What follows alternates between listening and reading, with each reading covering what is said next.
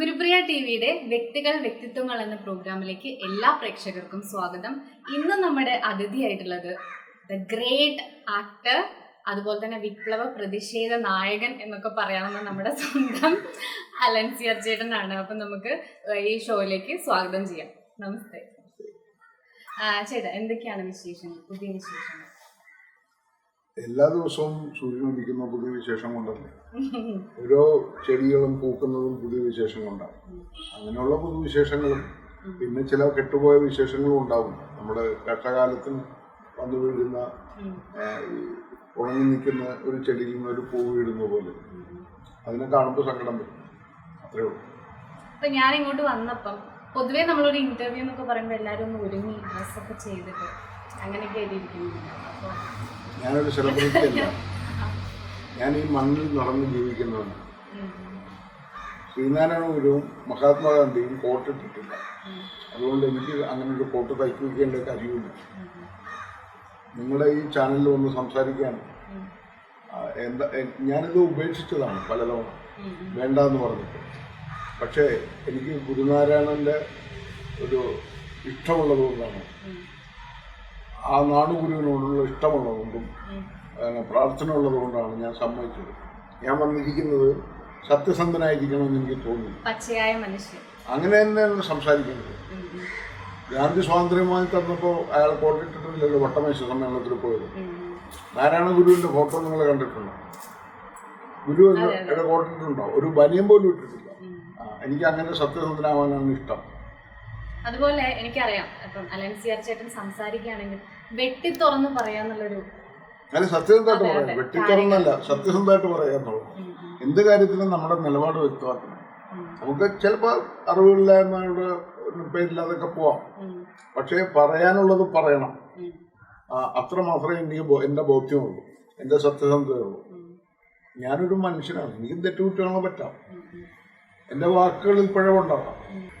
അപ്പം എനിക്ക് തോന്നിയിട്ടുള്ളത്, അല്ല ചേട്ടന് ഇപ്പം എന്തെങ്കിലുമൊക്കെ തുറന്ന് പറയുമ്പോൾ പിന്നെ ഒരു പേടിയാണല്ലോ, ഞാനിത് ക്യാമറ അല്ലെങ്കിൽ മൈക്ക് ഉണ്ട് അപ്പൊ പറയുമ്പോൾ. അങ്ങനെയാണെങ്കിൽ ഞാൻ നിങ്ങളുടെ മുമ്പിൽ ഇപ്പോൾ വന്നിരിക്കില്ലല്ലോ. ഇങ്ങനെ അങ്ങനെ ഒരു പേടി, ഒരു ഭയവുമില്ല. ഞാൻ കുരിശിൽ കിടക്കാൻ തയ്യാറായിട്ട് തന്നെ വന്നിരിക്കുന്നു. എൻ്റെ കൺപിയിൽ കൊഴിഞ്ഞു പോകുന്നത് വരെ അറിയാമെന്നാണ് ബൈബിളിൽ പറഞ്ഞിരിക്കുന്നത്. ജനിക്കുമ്പോൾ തന്നെ നിന്റെ കൺപിയിലെ വിധി വരെ നിശ്ചയിക്കപ്പെട്ടിട്ടുണ്ടെന്നാണ്. യേശുക്രിസ്തുവിനെ ദൈവത്തിൻ്റെ പുത്രനായിട്ട് ജനിപ്പിച്ചിട്ട് മനുഷ്യരെ രക്ഷിക്കാൻ കൊണ്ടുവന്നിട്ട് അദ്ദേഹത്തെ കുരിശിൽ തറച്ചു കൊണ്ടുള്ള ലോകമാണ്. അദ്ദേഹത്തിന് ദൈവത്തിന് പോലും രക്ഷിക്കാൻ പറ്റില്ല, പിന്നെയാണ് എന്നെ.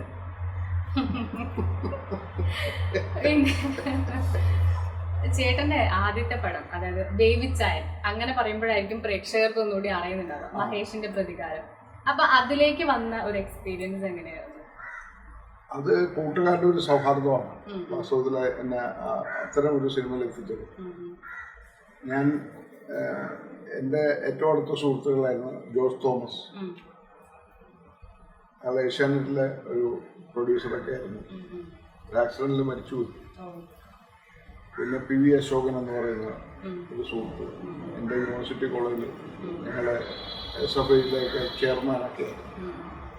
അയാൾ SFI ചെയർമാനാണോ കമ്മ്യൂണിസ്റ്റുകാരനാണോ അറിയില്ല, പക്ഷെ പുള്ളി ജീവിച്ചിട്ട് പോയി. അപ്പോൾ അവരാണ് എന്നെ ദയ എന്ന് പറഞ്ഞ സിനിമയിലേക്ക് കൂട്ടിക്കൊണ്ടു പോകുന്നത്. അൻവർ അലി, പിന്നെ ബീന പോൾ എന്ന് പറയുന്ന ഈ വേണുവിൻ്റെ ഭാര്യയുടെ അടുത്തേക്ക് എന്നെ പറഞ്ഞു വിടുന്നു. അങ്ങനെയാണ് ഞാൻ ദയയിലെത്തിപ്പെടുന്നത് മഞ്ജു വാര്യരോടൊപ്പം. മഹേഷിന്റെ പ്രതികാരമല്ല. അപ്പോൾ ദയ ഷൂട്ട് ചെയ്തത് രാജസ്ഥാനിലായിരുന്നു. അവിടെ മഞ്ജു ഉണ്ട്. അപ്പോൾ ഈ സൂര്യൻ വരണം, ആ സൂര്യൻ്റെ ഒരു കളിയുണ്ട് രാജസ്ഥാനിൽ. എപ്പോൾ വരുമെന്ന് പറയാൻ പറ്റില്ല.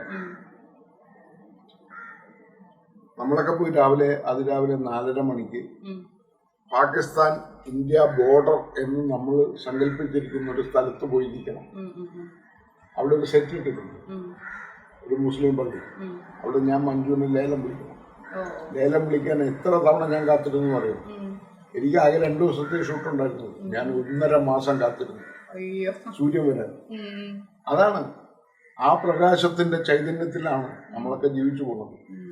അത് കഴിഞ്ഞിട്ടാണ് മറ്റൊരു പ്രകാശം വന്നത്. അന്യൻ റസൂൽ എന്ന് പറഞ്ഞ സിനിമ ഞാൻ രാജീവ് രവി സംവിധാനം ചെയ്യുമ്പോൾ അതിനകത്ത് പോകുന്നു. പുള്ളിയായിട്ട് നേരത്തെ അറിയാം. എറണാകുളം മഹാരാജാസ് കോളേജിലെ കുറേ സുഹൃത്തുക്കളായിട്ടുള്ള ബന്ധമുള്ളതുകൊണ്ട് അങ്ങനെ അവിടെ എത്തി അവരുടെ കൂടെ കൂടിക്കഴിഞ്ഞപ്പോഴാണ് സ്റ്റീവ് ലോപ്പസ് എന്ന് പറഞ്ഞ സിനിമ രാജീവ് സംവിധാനം ചെയ്തു. അത് കണ്ടിട്ടാണ് മൺസൂൺ മാംഗോസ് എന്ന് പറയുന്നത്. ഇതൊക്കെ എന്തൊരു യാത്രയാണെന്ന് അറിയാം. ആ നാടകത്തിൽ നിന്ന് ഇങ്ങോട്ടുള്ള അവിടെ മുതൽ പറയേണ്ടി വരും നമ്മുടെ യാത്രയുടെ കാര്യം. അല്ല, ഈ സിനിമയുടെ യാത്രയാണ് പറഞ്ഞുകൊണ്ടിരിക്കുന്നത്. ഈ ഇപ്പോൾ പറഞ്ഞ ബേബി ചാനലിൽ എത്തുന്നത് മൺസൂൺ മാംഗോസിലേക്ക് ഞങ്ങൾ അമേരിക്കയിലേക്ക് പോകും. എൻ്റെ കയ്യിൽ പാസ്പോർട്ട് ഉണ്ട്. പാസ്പോർട്ട് ഞാൻ പുതുക്കിയിട്ടില്ലായിരുന്നു അന്ന് എന്നെ പകർന്ന് വിളിച്ച് പറയുമ്പോൾ. പാസ്പോർട്ട് ഉണ്ടോ ചേട്ടാന്ന് ചോദിച്ചപ്പോൾ ഞാൻ എടുത്ത് നോക്കുമ്പോൾ 2 വർഷമായി ഈ പാസ്പോർട്ട് പോയിട്ട്. അങ്ങനെ ഞാൻ അതും പറഞ്ഞാൽ പ്രശ്നമാകുമെന്ന് എനിക്കറിയില്ല. സത്യം നന്നായിട്ട് പറയാം, ഞാൻ കൈക്കൂലി കൊടുത്തിട്ടാണ് പാസ്പോർട്ട് പുതുക്കിയത്. എനിക്കൊരു പേടിയുണ്ട്, ഒരു പേടിയുണ്ട്. അയാളുടെ പേരൊന്നും ഞാൻ പറയില്ല, പാസ്പോർട്ട് ഓഫീസറുടെ പേരൊന്നും പറയില്ല, ഏജന്റിന്റെ പേരും പറയില്ല. പക്ഷേ ഈ മദ്രാസിലെ എംബസിയിൽ ചെന്ന് നിന്നിട്ട്, അമേരിക്കൻ എംബസിയിൽ ചെന്ന് നിന്നിട്ട് എല്ലാവരും പാസ്പോർട്ട് കൊടുക്കണം. എന്നിട്ട് അവർ നമ്മളോട് ചോദ്യങ്ങൾ ചോദിക്കും. അവർക്ക് സംശയമുണ്ട് നമ്മൾ തിരിച്ചു വരുമോ, അത് അമേരിക്കയിൽ പോയി ഈ ടെൻഡടിച്ച് കളയുന്നു. അപ്പോൾ ആദ്യത്തെ പാസ്പോർട്ട് വാങ്ങിച്ചു വെച്ചത് എന്റേതാണ്. പാസ്പോർട്ട് വാങ്ങിച്ചു വെച്ചാൽ വിസ അടിച്ചു കൊടുക്കണം. ഏറ്റവും അവസാനം പാസ്പോർട്ട് വാങ്ങിച്ചു വെച്ചത് പാസ്പോർട്ടിൻ്റെ ആണ്. അത് പേരൻ്റെ പേരിലാണ്. അവനവിടെ എത്രയോ വർഷം പഠിച്ചതാണ്. ഈ സത്യസന്ധത ഇല്ലായ്മ എന്ന് പറയുന്നത്, നന്മയില്ലായ്മ എന്ന് പറയുന്നത്, അവൻ അവസാനം ആ പാസ്പോർട്ട് തിരിച്ചു കൊടുത്തിരുന്നെങ്കിൽ, അവൻ തിരിച്ചു വന്നില്ലെങ്കിൽ മൺസൂൺ മാംഗോസ് എന്ന് പറയുന്ന സിനിമ നടക്കില്ല. ഞങ്ങൾ ഈ വെറുതെ കൊണ്ട് കൊടുത്ത പാസ്പോർട്ട് വിസ അടിച്ചു ഇങ്ങനെ വയ്ക്കുകയുള്ളൂ. എവിടെ പോകും? നായകനാ പുള്ളിയാ. അപ്പം അതില്ലെങ്കിൽ ആ സിനിമ നടക്കില്ല. ആ സിനിമ കഴിഞ്ഞിട്ടാണ് ഞാൻ അമേരിക്കയിൽ നിൽക്കുമ്പോൾ, ഷൂട്ട് നടന്നുകൊണ്ടിരിക്കുമ്പോൾ ഒരാളെന്നെ വിളിക്കുന്നു. പകുതി തന്നെയാണ് എനിക്ക് ഫോൺ കൊണ്ട് തരുന്നത്. അത് ഗിരീഷ് പോത്തൻ വിളിച്ചിട്ട് പറയുന്നു, ചേട്ടാ ഞാനൊരു സിനിമ ചെയ്യുന്നുണ്ട്. അപ്പം ഞാൻ ചോദിച്ചു നിങ്ങളാരാ? അപ്പോൾ പറഞ്ഞു ആഷിഖ് കപൂറിൻ്റെ അസോസിയേറ്റ് ആയിട്ടൊക്കെ വർക്ക് ചെയ്തിട്ടുള്ളതാണ്. ഞാനൊരു സിനിമ ചെയ്യുന്നു, ചേട്ടൻ്റെ വേഷം ഇതിനകത്ത് ഞാൻ സ്റ്റീവ് ലോപ്പസ് കണ്ടു. അങ്ങനെ ആ സൗഹാർദ്ദത്തിൽ നിന്നാണ് ഞാൻ ബേബി ചാനായി മാറുന്നത്. അതൊരു യാത്രയായിരുന്നു അല്ലേ? യാത്രയാണ്, എല്ലാ സമയത്തും യാത്രയാണ്. ഇന്നലെയും യാത്ര കഴിഞ്ഞ് തന്നെയാണ് വന്നത്. എനിക്ക് യാത്ര ഇഷ്ടമില്ലെന്നുള്ള ആളാണ്. നാണുമാമൻ എവിടെയൊക്കെ യാത്ര ചെയ്തു, എന്തിനു വേണ്ടിയാണ്? മനുഷ്യരെ ബോധ്യപ്പെടുത്താൻ, സത്യങ്ങൾ പറഞ്ഞു കൊടുക്കാൻ, നിങ്ങൾ നഗ്നരായിരിക്കുമെന്ന് പറഞ്ഞു കൊടുക്കാൻ, കള്ളൻ പറയാനല്ല, വോട്ടിട്ട് ജീവിക്കാനല്ല പറഞ്ഞു, പച്ചയായ മനുഷ്യനെ തുറന്ന് കാണിക്കും. അത്രയാണ്. നമ്മളൊക്കെ കണ്ടിട്ടുള്ളത് അലൻസിയ ചേട്ടന്റെ ഒരു പ്രതിഷേധം എന്നൊക്കെ പറയുന്നത്, പണ്ട് കമലിന്റെ ഒരു ഇഷ്യൂ ഉണ്ടായിരുന്നു. കമലിനെ നാട് കടത്തണം എന്നൊക്കെ പറഞ്ഞപ്പോൾ എന്താ പറയാ, എല്ലാ ആയുധങ്ങളും ഒക്കെ എടുത്ത് തെരുവിലേക്ക്, കാസർഗോഡിന്റെ അല്ല, നാവെന്ന് പറയുന്ന ഒരു ആയുധം ഏറ്റവും വലിയൊരു ആയുധം. ഒരു ആർട്ടിസ്റ്റിനെ സംബന്ധിച്ചിടത്തോളം അയാളുടെ പെർഫോമൻസ്, എനിക്ക് കവിത എഴുതാൻ അറിയില്ല, കവിതയൊക്കെ രാത്രി രാവിലെയൊക്കെ ചൊല്ലും. പക്ഷേ ഒരു ആക്ടറെ സംബന്ധിച്ചിടത്തോളം അയാളുടെ മീഡിയ എന്ന് പറയുന്നത് ശരീരമാണ്, അതായത് ഇരിക്കുന്ന ശരീരം. അതുകൊണ്ട് പ്രകടിപ്പിക്കാൻ പറ്റും. അങ്ങനെ ചെയ്യണമെന്ന് എൻ്റെ ഗുരുനാഥന്മാർ എന്നെ പഠിപ്പിച്ചിട്ടുണ്ട്. അത് ഞാൻ ഒരുപാട് നാടക സംഘങ്ങളിൽ വർക്ക് ചെയ്തതിൻ്റെ ശീലമാണ്. എനിക്കൊരു പേടിയും തോന്നിയിട്ടില്ല. എൻ്റെ പള്ളിയിൽ തന്നെ ഞാൻ എത്രയോ പ്രതിഷേധ നാടകങ്ങൾ നടത്തിയിട്ടുണ്ട്. ആർക്കും അന്ന് ഞാൻ സിനിമാക്കാരനാകത്തുകൊണ്ട് ഈ നിങ്ങളാരും ചാനലുകാർ റിപ്പോർട്ട് ചെയ്തില്ല. പക്ഷെ ഞാൻ ചെയ്തിട്ടുണ്ട്. പക്ഷെ ഞാൻ അന്ന് സിനിമാക്കാരനായി കാസർഗോഡ് ഇറങ്ങി നാടകം കളിക്കുമ്പോഴാണ്, സിനിമാക്കാരനായതുകൊണ്ട് മാത്രമാണ് ചാനലുകാർ ചർച്ചയാക്കിയതും വിഷയമാക്കിയതും. അതൊന്ന് വലിയൊരു ചർച്ചയും വിവാദമൊക്കെ ആയിരുന്നു. അല്ല, വിവാദം ആക്കണ്ടേ? നിങ്ങൾക്ക് അതല്ലേ ആവശ്യം?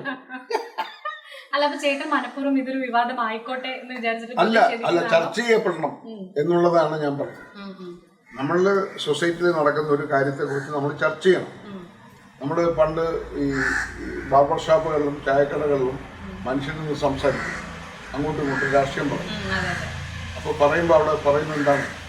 അവിടെ എഴുതി വയ്ക്കും അവസാനം, ഇവിടെ രാഷ്ട്രീയം പാടില്ല.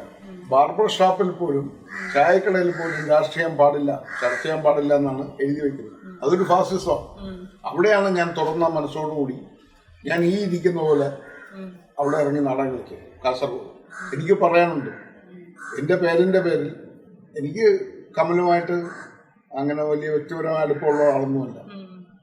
അയാളുടെ പേര് കമാലുദ്ദീൻ എന്ന് അന്നാണ് അറിയുന്നത്. ഒരു TV ചാനലിൽ ചർച്ച കണ്ടുകൊണ്ടിരിക്കുന്നു.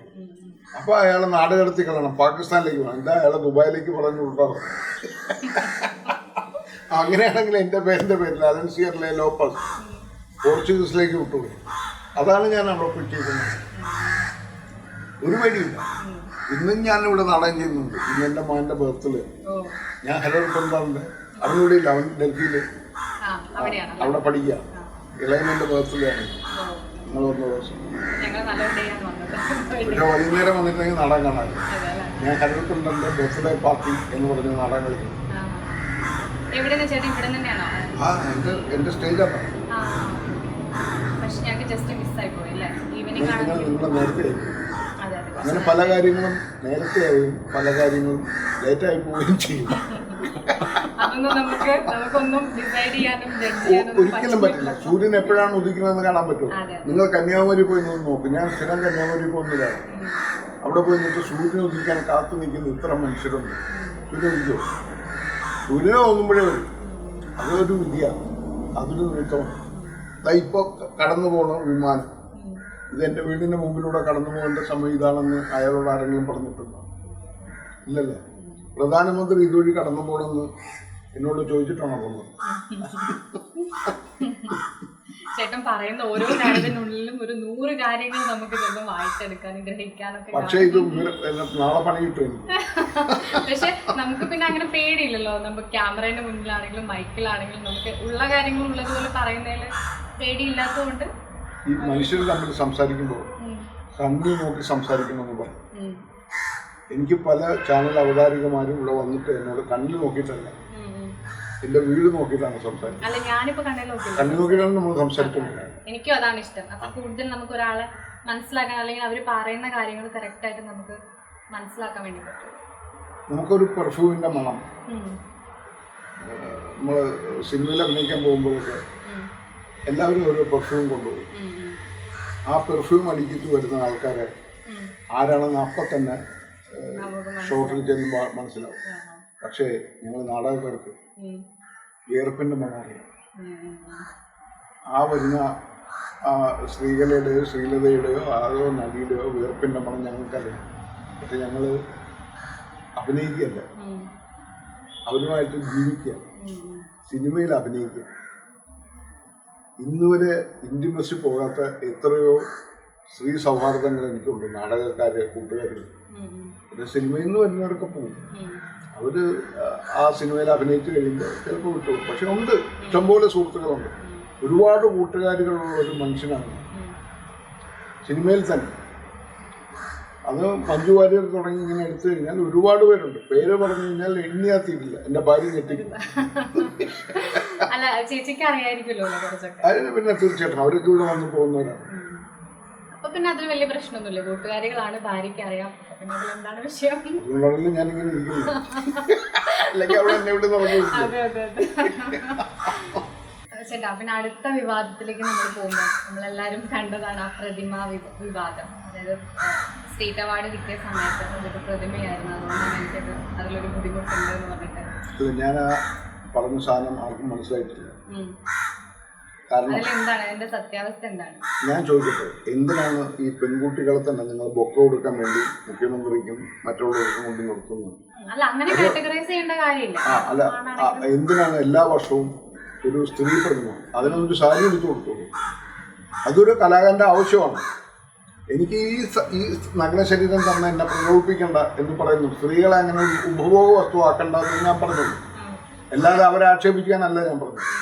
അവരെ അങ്ങനെ ഉപയോഗിക്കരുത് എന്നാണ് ഞാൻ പറഞ്ഞത്. മറ്റൊരാളുടെ പ്രതിമ തരണം.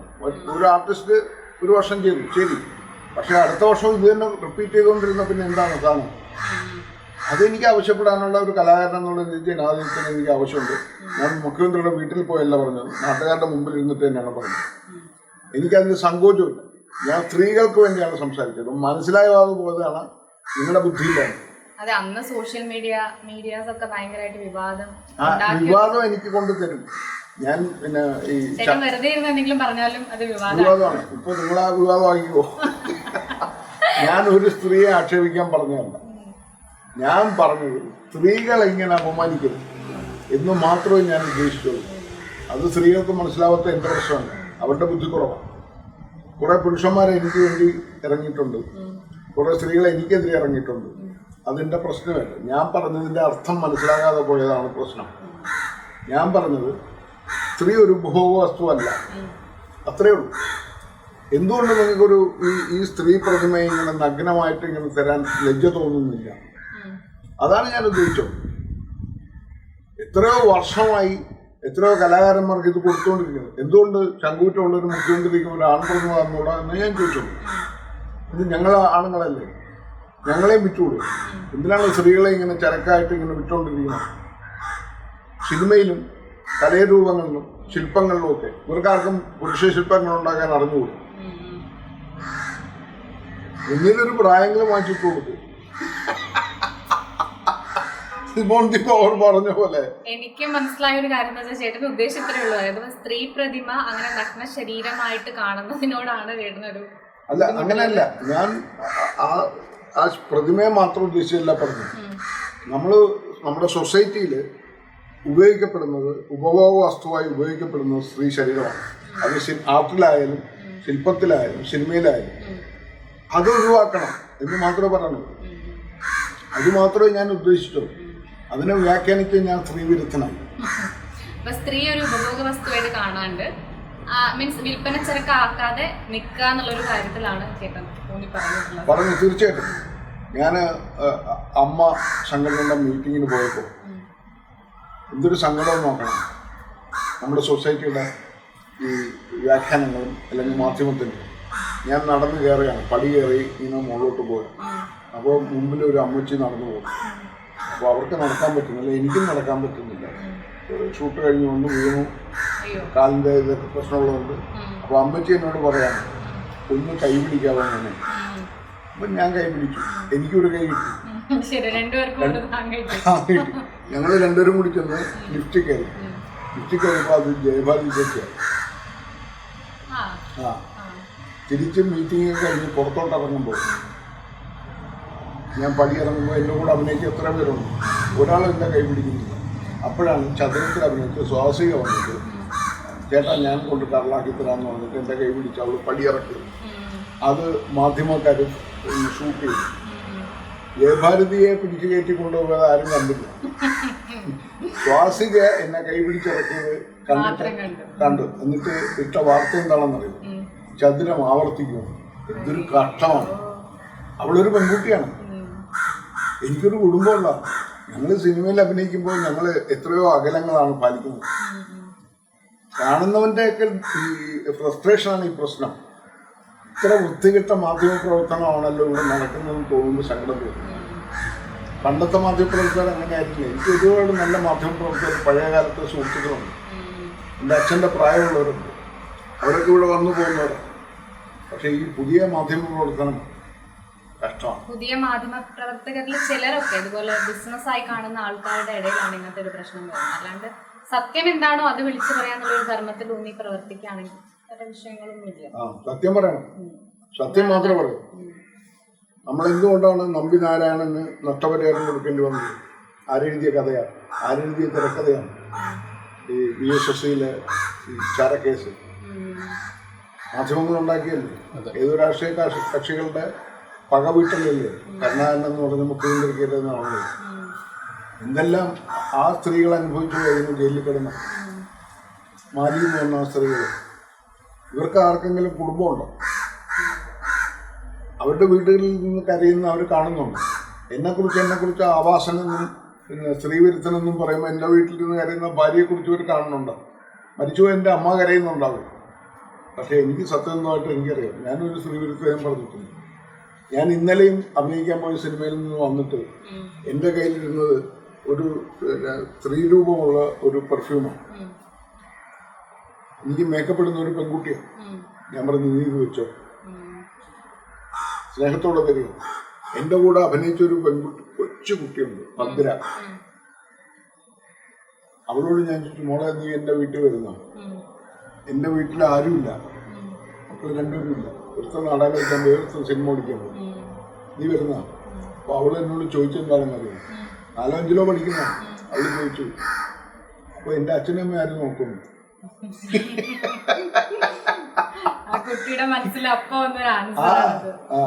അവളൊരു സിനിമാക്കാരനായിട്ടല്ല എന്നെ കണ്ടത്. വേറൊരാളായിരുന്നെങ്കിൽ പറഞ്ഞു ഞാൻ പോരാ എന്ന് പറഞ്ഞാൽ അച്ഛനെ അമ്മേനെ ഉപേക്ഷിക്കാൻ തയ്യാറല്ലാത്ത ഒരു മകളെ എനിക്ക് വേണം. അതാണ് ഞാനിവിടെ കൊണ്ടുവച്ചിരിക്കുന്നത്. അത് ഒരു വിധിയാണ്. പക്ഷെ ഞാൻ പറഞ്ഞത് ഒരു സ്ത്രീവിരുദ്ധതയാണ്. ഞാൻ സ്ത്രീകൾക്ക് അനുകൂലമായിട്ടാണ് സംസാരിച്ചത്. പക്ഷെ എന്നെ എന്തുമാത്രം ആക്ഷേപിച്ചു ചാനൽ ചർച്ചകളിലൂടെയും വിധി പ്രഖ്യാപനങ്ങൾ അവർ നടത്തുകയില്ല. എനിക്ക് ചാനലിലും മാധ്യമത്തിലൊക്കെ വാർത്തകൾ എങ്ങനെ വേണമെങ്കിലും വളച്ചൊടിക്കാമല്ലോ. ഒരു വാക്ക് ഇവിടെ ഒരു കോമ ഇട്ടിട്ട് അതിൻ്റെ ഇടയിലുള്ള സാധനം സെന്റൻസ് മാറ്റിയിട്ട് അടുത്തവൻ അത് എടുക്കാം. അതാണ് ഇപ്പോഴത്തെ മാധ്യമം. അപ്പൊ ആ സമയത്ത് ചേട്ടൻ അത് ഞാൻ അങ്ങനെയല്ല ഉദ്ദേശിക്കുന്നത്, എന്റെ ഭാഗം ഇതാണ് എന്ന് പറയാൻ വേണ്ടിട്ട് തലേ ദിവസം കൂടെ ആൾക്കാർ വന്നു. പിറ്റേ ദിവസം വന്നു കഴിഞ്ഞപ്പോൾ നിന്റെ വീട്ടിൽ വന്നിട്ട് ഞാൻ പറയാം, എടി കൊച്ചേ നീ ഒരുപാട് പുരുഷന്മാരെ പീഡിപ്പിച്ചിട്ടില്ല എന്ന് ചോദിച്ചാൽ നീ എന്ത് റിയാക്ട് ചെയ്യും? എന്നോട് വന്ന് ചോദിച്ചാൽ അതാ നിങ്ങൾ സ്ത്രീവിരുദ്ധനല്ലേ, നിങ്ങൾക്കെതിരെ മീറ്റുമില്ലേ, എനിക്ക് കേസില്ലേ? എനിക്കൊരു കേസുമില്ല. ഞാൻ തെറ്റ് ചെയ്താൽ അപ്പോൾ കുറ്റം ഏറ്റു പറഞ്ഞ് മാപ്പ് പറഞ്ഞു പോയവനാണ്. അങ്ങനെ ഒരു കുറ്റമാണെന്ന് തോന്നി എൻ്റെ മനസാക്ഷിക്ക് തോന്നും. പക്ഷെ ഞാൻ അന്ന് അത് പറയാത്തതിൻ്റെ കാരണം ഞാൻ കുറ്റം ചെയ്തിട്ടില്ല എന്ന് എനിക്ക് തോന്നുന്നില്ല. ഞാൻ സ്ത്രീകൾക്ക് വേണ്ടിയാണ് സംസാരിച്ചത്. പിന്നെ ചേട്ടാ, ചതുരം മൂവി അതുപോലെ അപ്പൻ മൂവി ഇതൊക്കെ കാണുമ്പോൾ ജനങ്ങൾക്ക്, അപ്പൻ മൂവിയിലെ കാര്യം എടുത്ത് പറയുകയാണെങ്കിൽ വെറുക്കപ്പെട്ട ഒരു അച്ഛൻ എന്നുള്ളൊരു പ്രതിച്ഛായായിരുന്നു ആ മൂവിയിലൂടെ നമ്മളൊക്കെ കാണുമ്പോൾ അങ്ങനെ നമുക്കൊരു ഫീൽ ഉണ്ടായിരുന്നു. അപ്പൊ ആ ക്യാരക്ടർ ചെയ്യുമ്പോൾ ചേട്ടന് തോന്നിയ ഒരു മനസ്സിൽ കൂടെ പോയ ഒരു കാര്യം എന്തൊക്കെയാണ് ആ ക്യാരക്ടർ ചെയ്യുമ്പോൾ? ഭയങ്കര കൺഫ്യൂഷനായി. ഞാൻ അതിനു മുമ്പാണ് ചതുരം ചെയ്തത്. അപ്പോൾ ഇത് രാജീവ് പറഞ്ഞിട്ടാണ് അപ്പൻ്റെ ഡയറക്ടർ എന്നോട് ഒന്ന് കഥ പറയും. ഞാൻ പറഞ്ഞു ഞാൻ ഇതുപോലെ ഒരു ക്യാരക്ടർ ചെയ്തു, എനിക്ക് കിടപ്പുരോഗി ചതുരത്തിൽ ഞാൻ റിപ്പീറ്റഡ് ആവുമെന്ന് എനിക്കൊരു പേടി.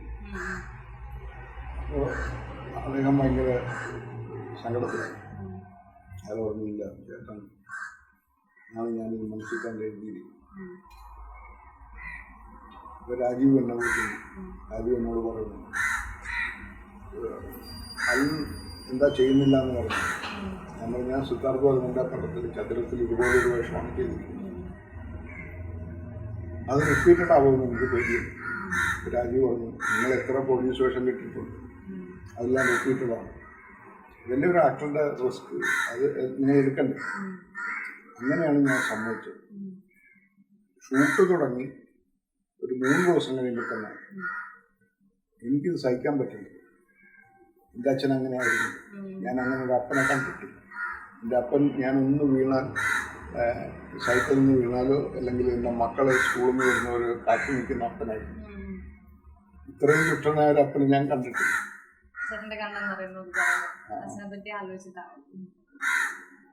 അപ്പോൾ ഞങ്ങൾ തമ്മിൽ പ്രശ്നമായി. നമ്മൾ എന്നെ കൊണ്ട് ഓർഡുകയും ചെയ്യിക്കരുത്, ഇങ്ങനെ മനുഷ്യരുണ്ടോ, അങ്ങനെ പടങ്ങി. ഞാൻ ഒരു ദിവസം ഷൂട്ട് ഉപേക്ഷിച്ച് പോകുക എന്നത് റൂമിൽ പോയി.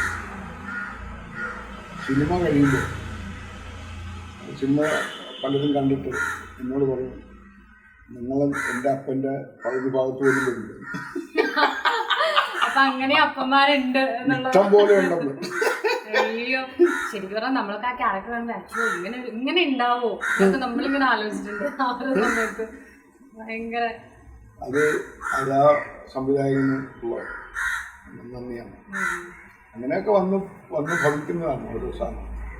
പക്ഷെ ആ ക്യാരക്ടർ ചേട്ടൻ എന്താ പറയാ ജീവിച്ച് കാണിച്ചു എന്നൊക്കെ വേണമെങ്കിൽ നമുക്ക് പറയാം. ഞാൻ ജീവിച്ച് കാണിച്ച എനിക്ക് അറിഞ്ഞുകൂടാത്തൊരു ജീവിതമാണ്. അത് സംവിധായകന്റെ മിടുക്കാണ്,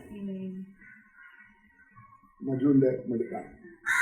അതുപോലെ ചതുരത്തിലേക്ക് വരുമ്പം സ്വാസികയായിട്ടുള്ള കുറച്ച് ഇന്റിമേറ്റ് സീൻസ് ഒക്കെ ചെയ്യുമ്പോൾ ചേട്ടൻ അങ്ങനെ ഒരു ബുദ്ധിമുട്ട് തോന്നിയായിരുന്നോ? ആദ്യത്തെ സീൻ തന്നെ എടുക്കുമ്പോൾ ഈ കൊച്ചിനെ കാണുമ്പോൾ എൻ്റെ മകൻ്റെ പ്രായമുള്ളൂ. അവളെ ഞാൻ കണ്ടിട്ടില്ല, അവളുടെ സീരിയൽ പോലും ഞാൻ കണ്ടിട്ടില്ല. അവള് സ്റ്റേറ്റ് അവാർഡൊക്കെ വാങ്ങിച്ച കക്ഷിയാണെന്ന് കേട്ടിട്ടുണ്ട്. അപ്പോൾ അവൾ ചെന്ന് നിൽക്കുമ്പോൾ ലളിത ചേച്ചിയുണ്ട്, എൻ്റെ അമ്മ, എല്ലാവരും കൂടി തിരികെ കൊടുക്കുകയാണ്. അപ്പം നോക്കുമ്പോൾ അവളൊരു പെൺകുച്ചി നിൽക്കുന്നു. അപ്പോൾ എന്നോട് സ്ക്രിപ്റ്റ് റൈറ്റർ ഒന്ന് പറഞ്ഞു, വിജയ് എന്ന് പറഞ്ഞു, ശ്വാസിക്ക് പരിചയം. അതെനിക്ക് ലളിത ചേച്ചി അറിയാൻ പോകും, സിദ്ധാർത്ഥിനും അറിയാം. അതാണ് നിങ്ങളുടെ നായിക. ഞാൻ ഞെട്ടി.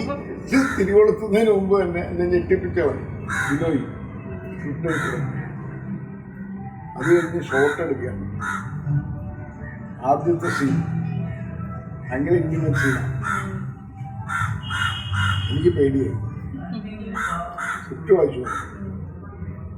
ഞാൻ വായിച്ചിട്ട് ഷോട്ട് എടുക്കാൻ ചെന്നിരിക്കുമ്പോൾ നമ്മൾ ഷൂട്ട് ചെയ്യുന്ന വീടിൻ്റെ ഒരു ബാൽക്കണി, അവിടെയാണ് ഞങ്ങളുടെ ആദ്യത്തെ സീൻ എടുക്കുന്നത്. അപ്പോൾ ആ വീട്ടിലെ അമ്മച്ചി, മകൻ്റെ ഭാര്യ, ഒരു കുഞ്ഞു കുട്ടി, ഇവരൊക്കെ നാടകം കാണാൻ നിൽക്കുന്ന പോലെ തറയിലിരിപ്പുണ്ട്. പിന്നെ ഇത് കാണാൻ വേണ്ടി നിൽക്കുന്ന ലൈഫ് ബോയ്സ് എല്ലാവരും ഉണ്ട്. എന്താണ് സംഭവിക്കാൻ പോകണമെന്ന് അവർക്കാർക്കും ഒരു പിടുത്തമില്ല. അപ്പോഴാണ് സിദ്ധാർത്ഥ എന്നോട് ഈ സ്ക്രിപ്റ്റ് വായിച്ചു തരുന്നത്. ഞാൻ പറഞ്ഞു, ഇത് തന്നെ ആദ്യം എടുക്കണം. ആദ്യത്തെ ഷോട്ട് തന്നെ അതായിരുന്നു. അപ്പോൾ പറഞ്ഞു, അവൻ കൈ കഴിഞ്ഞു, അത് നിങ്ങൾ കൊണ്ടുവരുന്നത് പ്ലാൻ ചെയ്താൽ ചെയ്തോളാം, ഇംപ്രൂവൈസ് ചെയ്തിട്ട് ചെയ്തോളാം. എനിക്കാണെങ്കിൽ ഞാൻ ആദ്യമായിട്ടാണ് അങ്ങനെ അത്രയും ഇൻറ്റിമേറ്റ് ആയിട്ടുള്ള ഒരു സീനൊക്കെ അറിഞ്ഞത്. അപ്പോൾ ശ്വാസിക വരുന്നു, അവളൊരു കുഞ്ഞു പാവാടെ കൊടുത്താണ് വരുന്നത്. അപ്പോൾ അവള് വന്നിട്ട് എന്താ ഡിസ്കഷൻ എന്നോട് ചോദിക്കുന്നു. ഞാൻ പറഞ്ഞു, നീ സ്ക്രീൻ വായിച്ചോ? അവള് പറഞ്ഞു, ആ വായിച്ചു. എന്താ പ്രശ്നം? ചേട്ടാ തല്ലിക്കോ ചേട്ടാ, ഞാൻ പാഡ് വെച്ചിട്ടുണ്ട്. ആ പാഡിന്റെ അകലം മാത്രമേ ഞങ്ങൾ തമ്മിലുള്ളൂ, പക്ഷേ ഞങ്ങൾ തമ്മിൽ ഹൃദയം തോന്നും. കാണുന്നവനാണ് ആ പാഡിൽ തട്ടിയെന്നോ അല്ലെങ്കിൽ അവളുടെ ബാക്കിൽ ഞാൻ തൊട്ടുവെന്നോ തോന്നുന്നു. നമ്മൾ തൊട്ടിട്ടില്ല. അവളെന്നെ ഉമ്മവയ്ക്കുന്ന സീനിൽ പോലും ഞങ്ങൾക്കാർക്കും ആ ഇമോഷൻസേ ഇല്ല. അത് വെറും പെർഫോമൻസാണ്. കാണുന്നവനെ അത് ധ്വനിപ്പിക്കുക എന്നുള്ളതാണ് ആക്ടിങ്. അതാണ് ഞങ്ങൾ തമ്മിൽ ചെയ്തിട്ടുള്ളത്. പക്ഷേ എനിക്ക് ഏറ്റവും കംഫർട്ടബിളായിട്ട് എന്നെ അവൾ ആ സിനിമയിൽ നടത്തി. അതുകൊണ്ട് എനിക്ക് ആ സ്ത്രീയോടുള്ള ബഹുമാനം. ഒന്നും ചെയ്യാൻ പറ്റില്ല. അതും പ്രത്യേകിച്ച് ഇത്തരം സാധനങ്ങൾ. എന്തൊരു രസകരമായ എക്സ്പീരിയൻസ് ആയിരുന്നു. ആ സമയത്താണ് എൻ്റെ അച്ഛൻ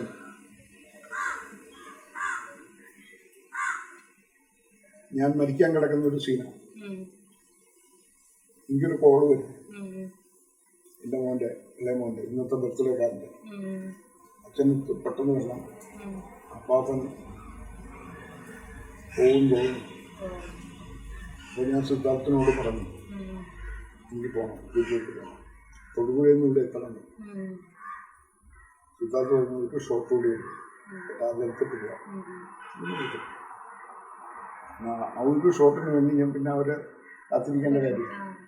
അങ്ങനെ ഞാൻ അവിടെ കട്ടിലിങ്ങനെ കിടക്കുന്നു, എൻ്റെ കണ്ണിങ്ങനെ അടയ്ക്കണം.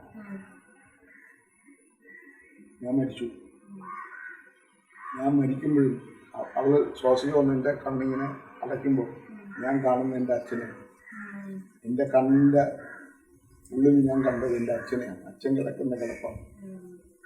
എന്നിട്ട് ഞാൻ ആ ഷോട്ട് കഴിഞ്ഞിട്ട് വണ്ടിയെടുത്ത് തിരിച്ചു വരുമ്പോൾ എൻ്റെ അച്ഛൻ എന്നെ കാത്തു കിടക്കുക, മരിച്ചിട്ടില്ല. ഞാനിവിടെ വന്ന് പിറ്റേ ദിവസം രാവിലെ എത്തി. അച്ഛന് ഞാൻ ചുണ്ടിലേക്ക് വെള്ളം ഒഴിച്ചു കൊടുത്തു. അച്ഛൻ്റെ കണ്ണ് ഞാനിങ്ങനെ അടച്ചു. അച്ഛൻ പോയി. മകൻ അഭിനയിച്ചു മരിച്ചു, അച്ഛൻ ജീവിച്ചു മരിച്ചു. തീർച്ചയായും. അതുപോലെ തന്നെയാണ് സല്യൂട്ട് എന്ന് പറയുന്ന സിനിമ ഷൂട്ട് ചെയ്യുന്ന സമയത്ത് ഈ കണ്ട പടമാണ്, കണ്ട പ്രൊഡക്ഷനാണ്. റോഷൻ ആൻഡ്രോസിനോട് ഞാൻ പറഞ്ഞു, ഞാൻ 2 പടം ഒരുമിച്ച് ചെയ്യുന്ന സമയമായിരുന്നു. അച്ഛന് വയ്യ, എനിക്ക് പോകണം. തിരുവനന്തപുരത്ത് എയർപോർട്ടിനടുത്ത് ഒരു സ്ഥലത്ത് ഷൂട്ട് നടക്കുക, സെറ്റ് ഇട്ടില്ല. മനോജ് കെ ജയനുണ്ട്. അപ്പം ഞാൻ അവരോടൊക്കെ പറഞ്ഞു ഞാൻ പോകാം, ഈ അച്ഛനെ കാണാം. അത് ചതുരത്തിന് മുമ്പാണ്. ഇതെല്ലാം ഒരു കാലഘട്ടത്തിൽ നടക്കുന്നു.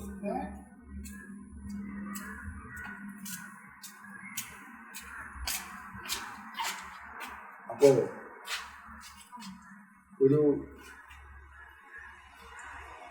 എന്നോട് റോഷൻ ഡോസ് ഓർമ്മിപ്പോയിക്കോളാം, ചെന്നിട്ട് പോയിട്ട് നോക്കാം. ഞാൻ വന്നു വീട്ടിൽ ചെന്നിട്ട് പോയി എന്ത് ചെയ്യാൻ? എനിക്ക് ശ്വാസം പിടിച്ച് വയ്ക്കാൻ പറ്റും, എനിക്ക് ജീവൻ കൊടുക്കാൻ പറ്റും.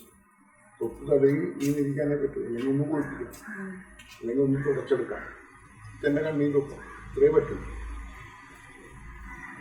അത് കഴിഞ്ഞിട്ടാണ് അച്ഛൻ്റെ മരണം സംഭവിക്കുന്നത്.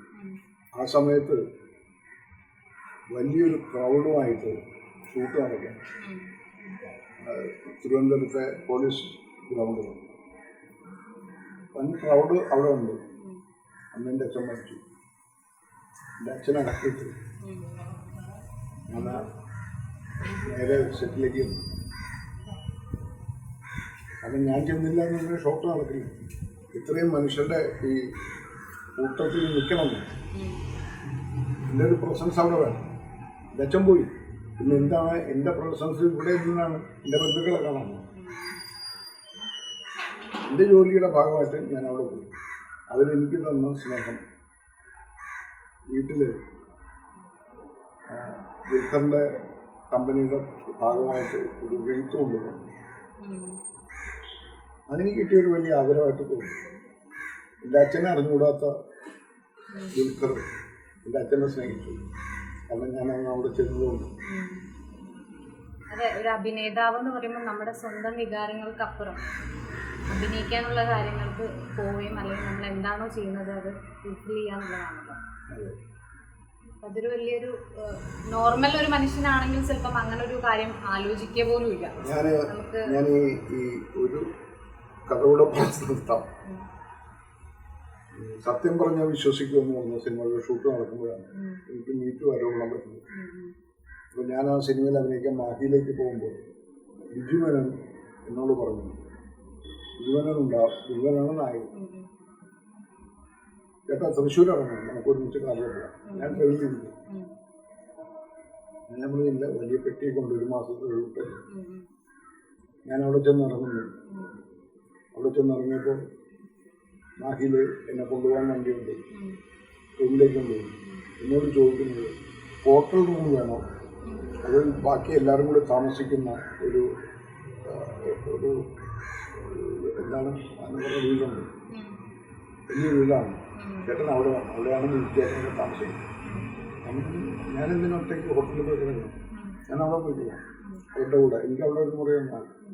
ഞാൻ അവിടെ പോയി രാത്രി കിടന്നുറങ്ങാൻ. ബിജുവിൻ്റെ വരവാണ്. ബിജുവിൻ്റെ വരവെന്ന് പറയുന്നത് ഒരു സംഘഗാനം പോലെയാണ്. കുറേ പേര് തബലയായിട്ട് വരും, പാട്ട് പാടും രാത്രി ബിജുവിൻ്റെ മുറിയിൽ നിന്നിട്ട്. അപ്പം ഞാൻ ആ റൂം തുറന്നു വന്നപ്പോൾ അതിനുള്ള എൻ്റെ മുറിയിൽ റൂം തുറന്നപ്പോൾ എന്നോട് പറഞ്ഞു, ഞാൻ കിടന്നുറങ്ങുന്നില്ല, അവിടെ ഷൂട്ടുള്ളതാണ്, ബിജു വരുമ്പോൾ എന്നെ വിളിക്കുന്നത്. അപ്പോഴാണ് ശബരിമലയിലേക്ക് സ്ത്രീകൾ പോയിക്കൊണ്ടിരിക്കുന്നത്, അവരെ നടക്കുന്നത്. അപ്പോൾ ബിജു വന്ന് 2:30 മണിയൊക്കെ രാത്രി വെളുപ്പം കാലത്ത് ബിജു വന്ന് തട്ടുന്നു എൻ്റെ മുറിയിലേക്ക്. ഞാൻ മിണ്ടിയില്ല. അപ്പോൾ അദ്ദേഹം അവനോട് ചോദിക്കുകയാണ്, അല്ല ഇയാൾ ശബരിമലയ്ക്ക് പോയാൽ ഇയാൾ ചിലപ്പോൾ സാരി കൊടുത്ത് ശബരിമലയ്ക്ക് പോയി നീ നോക്കി ഇയാളിവിടെ എന്താണെന്ന് ഉണ്ടോന്ന്. അപ്പോൾ ഞാൻ കേട്ടോണ്ടിരിക്കാം. ഞാൻ മിണ്ടിയില്ല. അത് കഴിഞ്ഞ് 2ാം ദിവസം ഷൂട്ടൊക്കെ തുടങ്ങി. അപ്പോഴാണ് എനിക്കൊരു മീറ്റു ആരോപണം വരുന്നത്.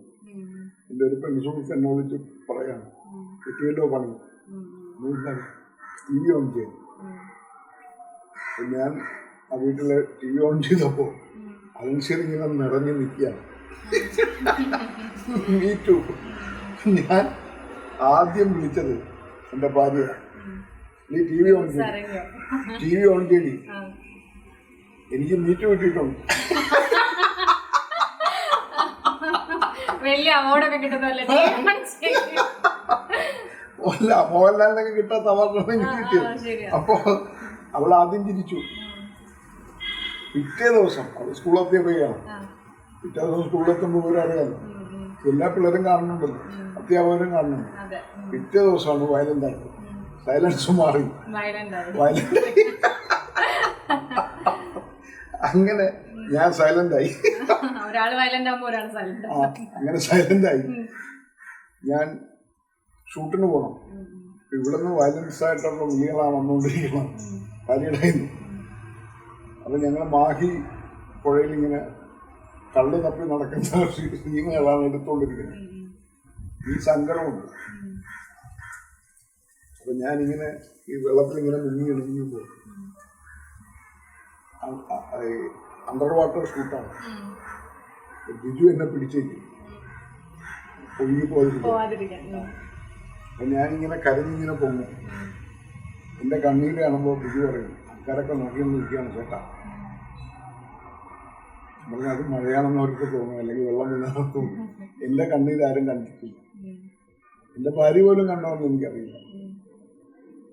പക്ഷെ ബിജു കണ്ടു. അന്ന് ഞാൻ ആ ഹോട്ടൽ റൂമാണ് തിരഞ്ഞെടുത്തിരുന്നത്. നിങ്ങളോട് ഇന്ന് വർത്താനം പറയാൻ കാണും. ഞാൻ സൂസൈഡ് ചെയ്തു. അത്ര ആക്ഷേപമാണ് എനിക്കെതിരെ അന്ന് ചാനൽ ചർച്ചകളിലൊക്കെ വന്നത്. എന്തൊരു വ്യക്തിഹത്യയാണ് നടത്തിയത്. എന്നോടൊരു വാക്ക് പോലും ചോദിച്ചില്ല എന്താണ് സംഭവിച്ചത്.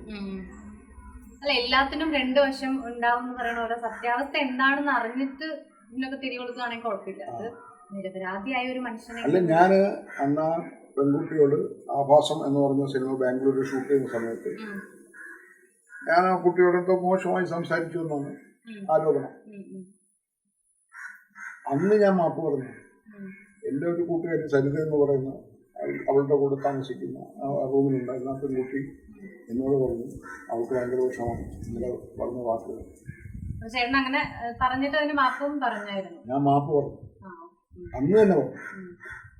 എന്നിട്ട് ഞാൻ ബാംഗ്ലൂർ എയർപോർട്ടിൽ നിന്ന് കരഞ്ഞിട്ടാണ് കയറുന്നത്. എൻ്റെ ഒരു നാവുപിഴ കൊണ്ട് സംഭവിച്ചു പോയത്. പക്ഷേ ഞാൻ ആരാ ഇൻസൾട്ട് ചെയ്യാനോ ഉപദ്രവിക്കാനോ പറഞ്ഞതല്ല. അതിന് ഞാൻ മാപ്പ് പറഞ്ഞു വന്നതാണ്. അതിനുശേഷം എന്തിനാണ് 3 വർഷം കഴിഞ്ഞിട്ട് മീറ്റു എന്ന് പറഞ്ഞൊരു പ്രസ്ഥാനം വരുമ്പോൾ എന്നെ പിന്നെയും ക്രൂശിക്കാൻ കൊണ്ടുപോകും. അതെ, മീറ്റു വിവാദം എന്നൊക്കെ പറയുമ്പോഴേ നമ്മൾ ചിലപ്പം 2, 3, 10 വർഷമൊക്കെ കഴിഞ്ഞിട്ട് ചിലപ്പോൾ ഒരു വാക്ക് പറഞ്ഞതിനും ഒക്കെ ആയിരിക്കും. അല്ല, ഞാൻ മാഹിയില് എമ്മുകുന്നന്റെ വീട്ടിൽ പോയി ഈ വിവാദമൊക്കെ വന്നപ്പോൾ. അപ്പൊ അദ്ദേഹം അവിടെ ഒരു വളവ അദ്ദേഹത്തിന്റെ വീട്ടിലേക്ക് കയറാൻ റോഡ് ഒരുപാട് ലോറികൾ കൊണ്ടിരിക്കും. മണ്ണ് പൊളിഞ്ഞു ഒന്നിന്റെ വീട്. അപ്പൊ ഞാൻ അവിടെ ചെന്ന് ബെല്ലടിച്ചു. ചെന്നപ്പോൾ ചേച്ചി വന്നു, ഒന്നിന്റെ ഭാര്യ. എന്നിട്ട് ഒരു സിനിമാനം വന്ന് നിൽക്കുകയാണെന്ന് പറഞ്ഞു. എന്താ എടുക്കേണ്ടത്? മൂന്നിന് ഇരിപ്പുണ്ട് വീട്ടിനകത്ത്. പിന്നെ നമ്മൾ ചേച്ചി വേണ്ട, ഞാൻ ആവശ്യമുള്ളതൊക്കെ എടുത്തിട്ടുണ്ട്, വൈനെടുക്കട്ടെ. ഞാൻ പറഞ്ഞു വൈനാണെങ്കിൽ കൊള്ളാം, ഈ വൈന് ഭയങ്കര ഇഷ്ടമാണ്. അങ്ങനെ വൈനുണ്ടായിരുന്നു. മുഴുവനോട് ഞാൻ ചേച്ചിയോട് ചോദിച്ചു, സൂക്ഷിച്ചും കണ്ടുപിടിക്കണം, വളവാണ്. എത്ര ലോറി ഇനി വന്ന് ഇരിക്കാതിരിക്കുന്നുണ്ട്. ഡൽഹിയിലൊക്കെ പോയിട്ട് വന്ന കക്ഷിയാണ്. മീറ്റു എത്ര വരാനിരിക്കുന്നതെന്ന് ദൈവത്തിനറിയാം. അപ്പൊ അദ്ദേഹത്തിന്റെ കമന്റാണ്, 10 കൊല്ലം കഴിഞ്ഞുള്ള മീറ്റ് ഞാൻ എടുക്കില്ല. സത്യം, എല്ലാത്തിനും ഒരു വാലിഡിറ്റി അല്ലെങ്കിൽ എക്സ്പയറി ഡേറ്റ് കാണുമല്ലോ. എന്റെ പാസ്പോർട്ട് എക്സ്പയർ ആയി പോകണമല്ല. അല്ല, അതിൽ എന്തെങ്കിലുമൊക്കെ സത്യസന്ധമായ കാര്യങ്ങൾ ഉണ്ടെങ്കിൽ സത്യമായിട്ട് ജെന്യൂൻ ആയിട്ടുള്ള കാര്യങ്ങൾ നിങ്ങൾ പറയൂ. എന്തുകൊണ്ടാണ് ചിലരെ മാത്രം ഇങ്ങനെ ടാർഗറ്റ് ചെയ്യുന്നത്? ഇതിന്റെ അജണ്ട എന്താണ്? അതാണ് ഉള്ള കാര്യങ്ങൾ. ഇപ്പൊ ജെന്യൂൻ ആയിട്ടുള്ള എന്തെങ്കിലും ന്യൂസ് ആണ് അല്ലെങ്കിൽ അങ്ങനെ എന്തെങ്കിലും ഇൻസിഡന്റ് ഉണ്ടായിട്ടുണ്ടെങ്കിൽ അത് ധൈര്യമായിട്ട് പറയും. അത് ആ ഒരു കാലം സമയമുണ്ടല്ലോ. ഞാൻ പറഞ്ഞ തെറ്റുകൾ എന്താണെന്ന് എനിക്ക് നല്ല ബോധ്യമുണ്ട്. എൻ്റെ കൂട്ടുകാരിയായ സരിത പറഞ്ഞിട്ടുണ്ട് ഞാൻ ചെയ്ത അന്ന് എൻ്റെ മദ്യലഹരിയിൽ ഞാൻ പറഞ്ഞിട്ടുണ്ട്. ഒരു ക്രാബ് കഴിക്കുന്നു, ഞാൻ തന്നെയാണ് എൻ്റെ പാക്കപ്പ് സമയത്ത് ഈ കുട്ടികളെല്ലാവരും കൂട്ടിക്കൊണ്ട് പോയിട്ട് ഭക്ഷണം വാങ്ങിച്ചു കൊടുക്കണം. അസോസിയേറ്റ്സ് ഉണ്ട്, എല്ലാവരും ഉണ്ട്. അപ്പോൾ ആ ഞണ്ട് എങ്ങനെ കഴിക്കണം എന്ന് അവർക്ക് അറിവ് അറിയില്ല. അപ്പം ഞാൻ ഇതൊരു സ്ത്രീ ശരീരത്തെ പോലെ കാണും. നിങ്ങൾ വിചാരിക്കും ഇതൊരു കട്ടിയുള്ള ശരീരമാണ്, പക്ഷേ അതിങ്ങനെ അതൊന്നും ഞാൻ അഭിനയിച്ച് കാണിച്ചു കൊടുത്തു. ഒരു സ്ത്രീ ശരീരത്തെ ഇങ്ങനെ അതാണ് എൻ്റെ കയ്യിൽ നിന്ന് ആദ്യത്തെ അബദ്ധം. അപ്പൊ അവിടെ നിന്നാണ് തുടങ്ങിയത്. അങ്ങനെയും മീറ്റ് കിട്ടാം. ക്രാബ് കഴിക്കല്ലേ? ഇനി ആരും അല്ല, ക്രാബ് കഴിച്ചോളൂ, പക്ഷെ സൂക്ഷിച്ച് കഴിക്കാം. സ്ത്രീ ശരീരം പോലെ തന്നെ കാണണം. അങ്ങനെയൊക്കെ നമ്മൾ അഭിനയിച്ചൊക്കെ കാണിക്കുമ്പോഴാണ് പ്രശ്നം. എനിക്കിപ്പോ ഞാൻ ഇതൊക്കെ കാണിച്ചപ്പോഴാണ് ഈ സ്ത്രീ ശരീരം കൂടെ തന്നപ്പോഴാണ് എനിക്ക് മനസ്സിലായത് ഇത് വേണ്ട, എനിക്കൊരു ഓസ്കാർ അവാർഡ് തന്നാൽ മതി. ഒരു 5 കിലോയുടെ ശരീരമുള്ള ഒരു സ്ഥലം ഒരുത്തം വന്ന് എന്നോട് ചോദിക്കുകയാണ്, ഒരു ചാനലുകാരൻ, ഒരു കറുത്ത ശരീരം, അവനെന്താ ശരീരത്തിൽ അഭിമാനിച്ചു. അവൻ വന്നിട്ട് ചോദിക്കുകയാണ്, എന്തിനാണ് താങ്കൾ അങ്ങനെ പറഞ്ഞത്? ഞാൻ പറഞ്ഞു, നിങ്ങൾ അഭിമാനിക്കും, നിങ്ങൾ കളറിന്റെ നിങ്ങളുടെ ശരീരത്തിന്റെ പുറത്ത് എത്രയോ വിപ്ലവകാരികളാണ് ബ്ലാക്ക്, എത്രയോ പാട്ടുകാരുണ്ട്. അതൊക്കെ മനസ്സിലാക്കാൻ പറ്റുന്നില്ല എന്നുള്ളതാണ് നിറം നമ്മള് ഒന്നിന്റെ ഒരു അടിസ്ഥാന ഘടകമാണ്. സ്നേഹമല്ലേ? അതെ അതെ, മനസ്സ്, വ്യക്തിത്വം, ഇതൊക്കെയാണ്.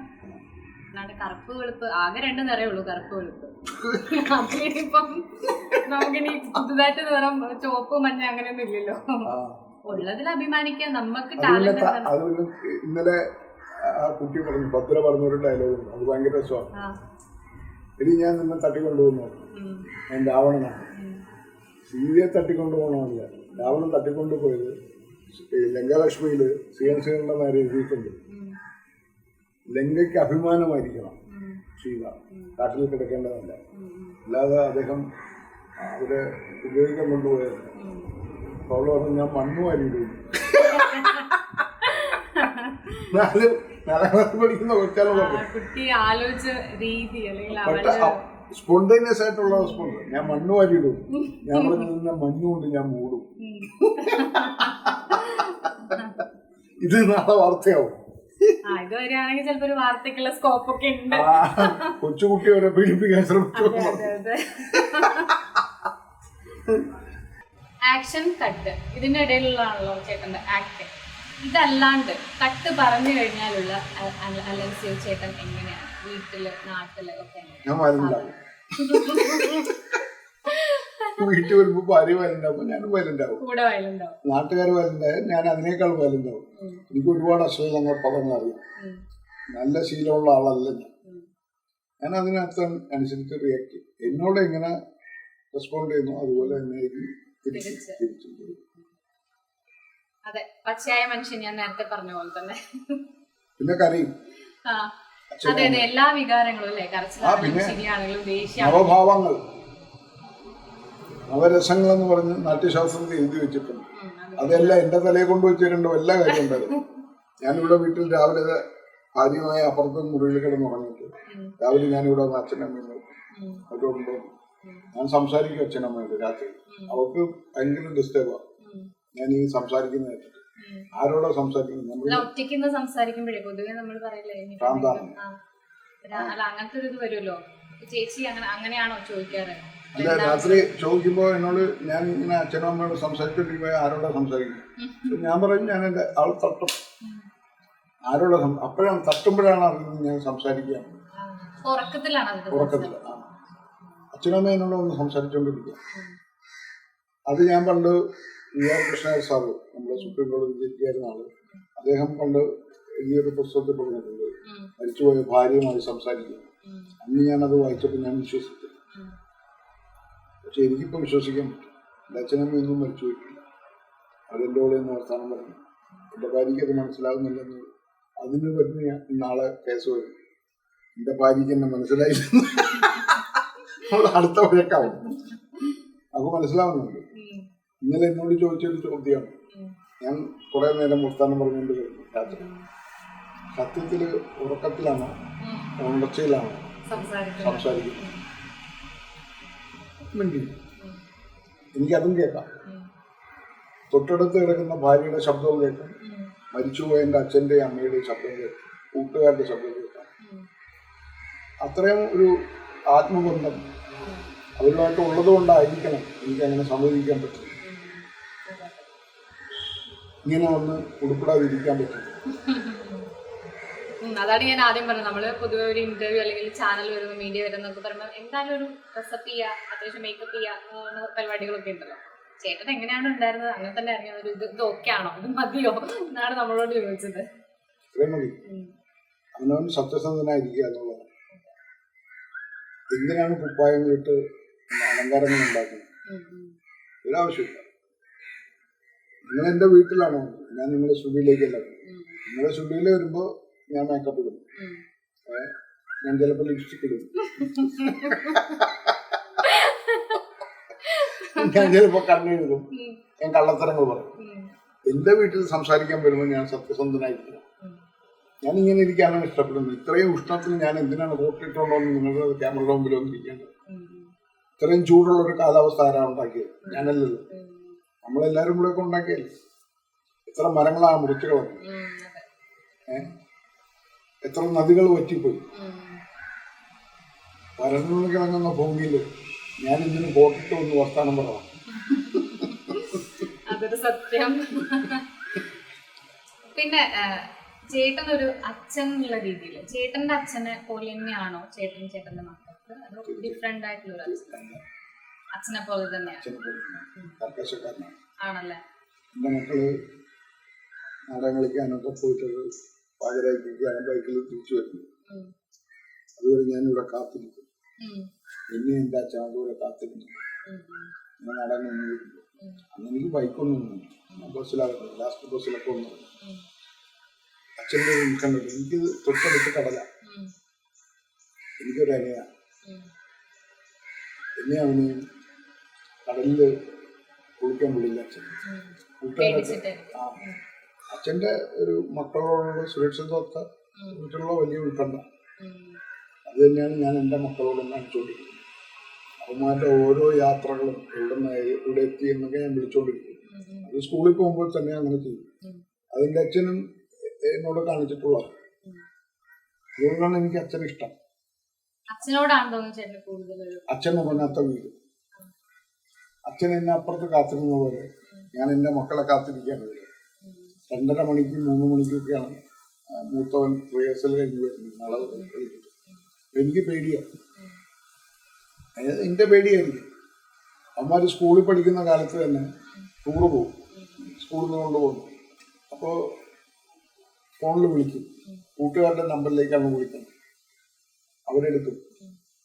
അവരെടുത്തിട്ട് ഇവനോട് സംസാരിക്കാൻ പറയും. മക്കൾ പറയുന്ന അച്ഛനെന്തിനാണ് എപ്പോഴും ഇങ്ങനെ വിളിച്ചോണ്ടിരിക്കുന്നത്? അവരെല്ലാരും ചിരിക്കാൻ. അവരാരെയും വിളിക്കുന്നില്ലെന്ന് അവരുടെ അച്ഛന്മാർ. അച്ഛൻ മാത്രമാണ് അവരുടെയൊക്കെ ഫോണിൽ ഞങ്ങളെ വിളിച്ചുകൊണ്ടിരിക്കുന്നത്. ഞാൻ അങ്ങനെയുള്ള അച്ഛനാണ്. ഞാൻ ഉണർവുള്ള അച്ഛനാണ്. എനിക്ക് എൻ്റെ മക്കളെ കാണാതിരിക്കാൻ പറ്റില്ല. അതുകൊണ്ട് തന്നെയാണ് ഞാൻ പറഞ്ഞത്, മണ്ണിന്റെ അവകാശി എന്ന് പറയുന്നത് സ്ത്രീ മാത്രമല്ല, പുരുഷനും കൂടിയാണ്. ആകാശത്തു നിന്ന് മഴ പെയ്താല് ഈ ചെടികൾ വളർത്തും. സ്ത്രീകൾക്ക് മാത്രമായിട്ടൊരു അവകാശം വേണ്ട എന്ന് മാത്രമേ ഞാൻ പറയുന്നത്. സ്ത്രീകളെ അങ്ങനെ ഉപഭോഗവസ്തുവാക്കണ്ട. സ്ത്രീ മാത്രം. എന്തിനാണ് പാവം ഈ എല്ലാ സ്ഥലത്തും പെൺകുട്ടികളെ കൊണ്ട് നിർത്തിയിട്ട് ചടങ്ങിന് ഇങ്ങനെ കൊണ്ട് പൂ കൊടുപ്പിക്കാൻ നിർത്തി? അതൊരു ഉപഭോഗവസ്തുവല്ലേ? എന്തുകൊണ്ട് കൊച്ചു പയ്യന്മാരെ കൊണ്ട് കൊടുത്തുകൂടാ? അത്രേ ഞാൻ ചോദിച്ചോളൂ. എല്ലാ കാര്യത്തിലും നമ്മളിപ്പോ സമത്വം പറഞ്ഞുകൊണ്ടിരിക്കുന്ന ഒരു ജനറേഷൻ ആണല്ലോ. അതിലും സമത്വം വരുന്നതിന് തെറ്റൊന്നുമില്ല. സമത്വം വേണം, ആണായാലും പെണ്ണായാലും വേണം. തീർച്ചയായിട്ടും അത് തന്നെയാണ് ഞാനും പറഞ്ഞത്. ഞാൻ ഡിമാൻഡ് ചെയ്തത്, ഒരു ആർട്ടിസ്റ്റ് എന്നുള്ള രീതിയിൽ ഞാൻ ഡിമാൻഡ് ചെയ്തത് ഈ പറഞ്ഞ നേരത്തെ പറഞ്ഞ ഈ വർഷത്തെ അവാർഡ് വിവാദം വന്ന സമയത്ത് വിവാദം ഞാനുണ്ടാക്കിയല്ല, പത്രക്കാരുണ്ടാക്കിയല്ല. മുഖ്യമന്ത്രിക്ക് പോലും അതൊരു പ്രശ്നമായിരുന്നു. ഞാൻ പറഞ്ഞ എന്താണ്, നമുക്കൊരു ജെൻഡർ ഇക്വാലിറ്റി വേണം. അത് മാത്രമേ ഞാൻ അവകാശപ്പെട്ടു. അവരെ മാത്രം ഇങ്ങനെ കൊണ്ടു നിർത്തി ഒരു പ്രതിമ, അവരുടെ നിലമ്പം ഇങ്ങനെയൊക്കെ കാണിച്ച് നഗ്ന ശരീരം കാണിച്ചിട്ട് ഞങ്ങളെ പിന്നെ ആക്ഷേപിക്കരുത്. പിന്നെ ഞാൻ പറഞ്ഞ വാക്കത്ത് മാറിപ്പോയി, പ്രലോഭിപ്പിക്കരുതെന്നായിപ്പോയി. പിടിച്ചതാണ് ഒരു വാക്കൊന്ന് പഠിച്ചു. അപ്പം ചേട്ടൻ പറഞ്ഞു ചേട്ടന്റെ അച്ഛനെ പോലെയാണ് മക്കൾക്ക് എന്ന് പറഞ്ഞല്ലോ ചേട്ടൻ. അപ്പം ഇനിയിപ്പോ മോന് 2 മക്കളുണ്ടല്ലോ. അപ്പൊ അതിൽ ഒരാൾ പറയുന്നത് അച്ഛാ ഞാനിങ്ങനെ ഒരു പെൺകുട്ടിയായിട്ട് ഇഷ്ടത്തിലാണ്, അപ്പം ഞാൻ നാളെ വീട്ടിലേക്ക് വിളിച്ചുകൊണ്ട് വരികയാണ് എന്ന് പറഞ്ഞാൽ ചേട്ടൻ റിയാക്ഷൻ? അങ്ങനല്ല, കല്യാണം കഴിച്ച് കൊണ്ടുവരിക അല്ല, അമ്മ തന്നെ എത്ര പേരെ കൊണ്ടുവരുന്നുണ്ട് ഇവിടെ, ഞാൻ കണ്ടോണ്ടിരിക്കല്ലേ. അങ്ങനെയല്ല അങ്ങനെയല്ല, കല്യാണം കഴിച്ച് കൊണ്ടുവരിക, ഞാൻ താലിക്ക് കെട്ടി ഇങ്ങോട്ട് കൊണ്ടുവരട്ടെ എന്ന് ചോദിച്ചാൽ എന്തായിരുന്നു? കുഴപ്പമില്ല, ലിബറൽ അച്ഛനും കൂടിയാണ്, സ്ട്രിക്റ്റ് മാത്രമല്ല. അല്ല, എന്റെ അച്ഛൻ സമ്മതിച്ചിട്ടായിരുന്നു എന്റെ കല്യാണത്തിന്. അവളുടെ സ്കൂളിൽ ഒരു കലാമത്സരത്തിന്റെ ഉദ്ഘാടനം കലോത്സവം. അപ്പോ ഞാൻ വരുന്നില്ല. അപ്പൊ അവൾക്ക് രക്ഷകർത്താ സമിതി അധ്യാപകർ കുറെ പേര് വീട്ടിൽ വന്ന് വിളിക്കും. മര്യാദ ഞാൻ പിറ്റേന്ന് പോയി. അവരെല്ലാം കൂടെ ഒന്നല്ലെന്ന് വിചാരിച്ചിട്ട് ബഹുമാനത്തോടെ ഞാൻ അവിടെ ചെന്നു. അപ്പൊ മാനേജർ അച്ഛനുണ്ട്, ശശി MLA ഉണ്ട്, കുറെ പഞ്ചായത്ത് മെമ്പേഴ്സ്, ബ്ലോക്ക് മെമ്പേഴ്സ് എല്ലാവരും ഉണ്ട് വേദിയിൽ. എന്റെ ഭാര്യയാണ് സ്വാഗതം പറയുന്നത്. ഞാനാണ് വിശിഷ്ടാതിഥി, ഉദ്ഘാടകൻ. എല്ലാവർക്കും സ്വാഗതം പറഞ്ഞു. ഞാൻ ഇരിക്കുകയാണ്. എന്റെ ഭാര്യ എന്നെ മാത്രം പറഞ്ഞു. അല്ല, അപ്പൊ അപ്പുറത്ത് ഒരു ടീച്ചർ പറയാണ്, ടീച്ചറെ അങ്ങനെ എനിക്ക് സ്വാഗതം പറഞ്ഞു എന്റെ ഭാര്യ. ഞാൻ പോയിക്കളയാന്ന് വിചാരിച്ചാണ്. എന്റെ സ്വാഗതത്തിന് ഞാൻ ചാടി പോകണ്ട. പിന്നെ അവിടെ ഇരിക്കേണ്ട വല്ല കാര്യമുണ്ട്. അവസാനമാണ് എനിക്ക് സ്വാഗതം കിട്ടിയത്. അപ്പോൾ ഞാൻ പ്രസംഗിക്കാൻ വീട്ടിൽ പോയി പറഞ്ഞു, ഇന്ന് രാവിലെ 3 മണിക്ക് ഞാൻ എണീറ്റപ്പോൾ നിങ്ങളുടെ ഹെഡ് മിസ്ട്രസ് ഡൈനിങ് റൂമിൽ നിന്ന് സ്വാഗത പ്രസംഗം എഴുതി ഞാൻ കണ്ടു. എല്ലാവരുടെയും പേര് കൃത്യമായിട്ട് എഴുതി, പക്ഷെ കൂടെ കിടന്നുറങ്ങി ഭർത്താവിന്റെ പേര് മാത്രം അവള് കണ്ടില്ല. അതാണ് ഈ ഭർത്താക്കന്മാർക്ക് കിട്ടുന്ന ശിക്ഷ. അപ്പൊ പിള്ളേരെല്ലാരും കൈയടിച്ചു.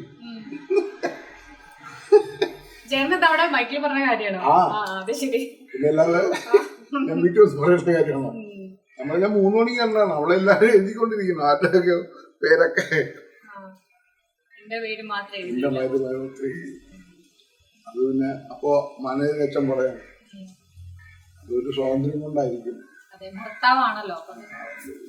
സ്വാഗതം ചെയ്യേണ്ട കാര്യമില്ല. Always welcome.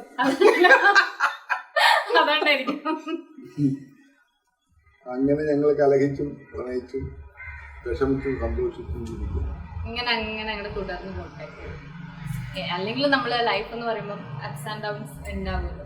അതുപോലെ തന്നെ സന്തോഷം, സങ്കടം, പിണക്കം ഒക്കെ വരണം. സങ്കടമില്ലെങ്കിൽ പിന്നെ എങ്ങനെ സന്തോഷം? അതെ, എല്ലാം ഉണ്ടാവും. നല്ല ആശംസയാണ് കിട്ടിയത്. എല്ലാം ഉണ്ടാവും, പേടിക്കണ്ട.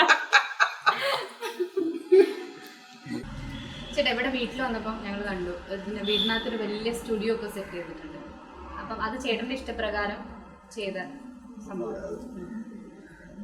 അതിന്റെ പ്രധാന കാരണക്കാരി എന്താണ്, ഞാൻ ഈ നിങ്ങൾ നേരത്തെ ഒക്കെ പറഞ്ഞ പോലെ റോഡിലൊക്കെ ഇറങ്ങി നാടൻ കഴിക്കാൻ തുടങ്ങിയപ്പോൾ എൻ്റെ അമ്മ പറഞ്ഞു, വലിയ വാർത്തയും വിവാദമൊക്കെ പ്രശ്നങ്ങളായപ്പോൾ അമ്മ എൻ്റെ കുഞ്ഞമ്മയോട് പറഞ്ഞത്, അതെ കുഞ്ഞമ്മയാണ് എന്നോട് പറഞ്ഞത്, അതെ അവനിപ്പോൾ പൈസയൊക്കെ ഉണ്ട്. അമ്മ പറഞ്ഞതാലോ അവൻ മര്യാദയ്ക്ക് വീട്ടിൽ നിന്ന് നാടകം ചെയ്തിട്ടുണ്ട്. ഇപ്പോഴും ബസ് സ്റ്റാൻഡിൽ കയറി നാടകം വെക്കണോ? ഞാൻ ബസ് സ്റ്റാൻഡിൽ തെണ്ടാൻ പോയതല്ല, ഞാൻ ഒരുപാട് തെരുവ് നാടകങ്ങൾ കളിച്ചിട്ടുണ്ട്. അതെൻ്റെ രക്തത്തിൽ അരിഞ്ഞു കിടക്കുന്ന സാധനം. റിയാക്ട് ചെയ്യണം, ഓരോ ആർട്ടിസ്റ്റും റിയാക്ട് ചെയ്യണം. അങ്ങനെ ഞാൻ ഉണ്ടാക്കിയൊരു സ്പേസാണ്. ഇവിടെ ഒരു കൂട്ടായ്മ ഉണ്ടാകും, എവിടെ നിന്നെങ്കിലും കുട്ടികൾ വരും, അവരുടെ ഫോട്ടോസൊക്കെ ഉണ്ട്.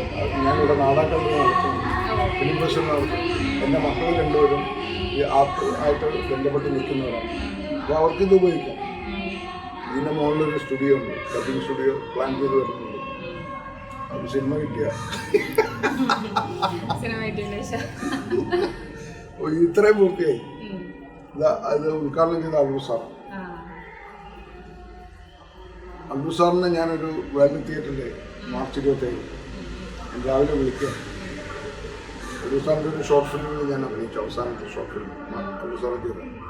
അപ്പോൾ അബ്ദുൾ സാറിനെ ഞാൻ വിളിച്ചു. അബ്ദുൾ സാറെ വേൾഡ് തിയേറ്ററുടെയാണ്, ഞാനൊരു നാടകം കളിക്കുന്നുണ്ട്, ഒന്ന് ഓപ്പൺ ചെയ്ത് തരാം. ഹരിതഗ്രഹം നാടകം അബ്ദുൾ സാർ വരാം 3 മണിക്ക് എത്തിക്കോളും. ഞാൻ അബ്ദുൾ സാറിനെ കൊണ്ട് ഇവിടെ കൊണ്ട് നടത്തുമ്പോൾ എൻ്റെ അയൽവക്കക്കാർക്ക് ആക്ഷേപം സാറൊന്നും ഞാൻ പറഞ്ഞു ഇതില്ലല്ലോ, ഞാനിങ്ങനെ ഒരു ഫ്രീയായിട്ട് ഇങ്ങനെ ഒരു സാധനം വൈകാം. അബ്ദുൾ സാറ് ദുബൈയിൽ നിന്ന് തീപ്പൊക്കെ എടുത്തിട്ട് ഒറ്റ കൊടുത്തിട്ടകത്ത് കയറി. അങ്ങനെയാണ് ഇത് ഉദ്ഘാടനം. അവിടെ ചെല്ലുമ്പോൾ ആ തറ മുഴുവൻ ഒരു ശവകുടീരം പോലെ തിരി കൊളുത്തി വെച്ചിരിക്കുക. അബ്ദുൾ സാറിനെ മാത്രമാണ് അവിടെ ഇരിക്കുന്നത്. ബാക്കി എല്ലാവരും ബാൽക്കണിയിൽ കയറി അടങ്ങണം. അബ്ദുൾ സാറിന് അറിയില്ല എന്താണ് സംഭവിക്കുന്നത്, എനിക്കും അറിയില്ല എന്താണ് സംഭവിക്കുന്നത്. ഞാനൊന്നും പ്ലാൻ ചെയ്തിട്ടില്ല. ഞാനൊരു തോർത്തെടുത്ത് കെട്ടിട്ട് ഒരു ഡെഡ് ബോഡിയായിട്ട് ഈ തിരിയുടെ കുട്ടത്തെ പോയി കളഞ്ഞു, തിരികളുടെ ഇടയിൽ. എന്നിട്ട് അബ്ദുൾ സാറിനോട് ചോദ്യങ്ങൾ ചോദിക്കാൻ തുടങ്ങി.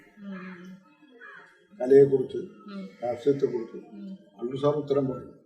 ഒരു സംവിധായകനും നടനും തമ്മിലുള്ള സംവാദം. അങ്ങനെ തുറന്ന നാടക വേദിയാണ്. അതെനിക്ക് ഏറ്റവും വലിയ ബ്ലെസ്സിങ് ആയിട്ടാണ് തോന്നുന്നത്. അങ്ങനൊരു ലോകം അറിയപ്പെടുന്ന പ്രശസ്തനായ ഒരു മനുഷ്യൻ അറിയാതെ നാടകം കളിച്ചു എന്നോടൊപ്പം വന്നിട്ട്. അല്ല കാരണം അറിയില്ലായിരുന്നു എന്താണ് സംഭവിക്കുന്നത്.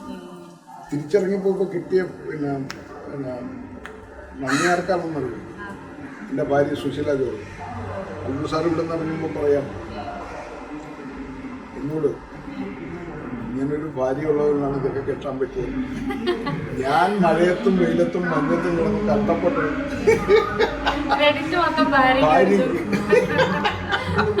അത് ഞാനെങ്ങനെ സഹിക്കും? ഇവിടെ വന്നവരെല്ലാവരും അവസാനം പറഞ്ഞിട്ട് പോകുന്നത് സുശീല ജോർജിനാണ് അഭിനന്ദനം.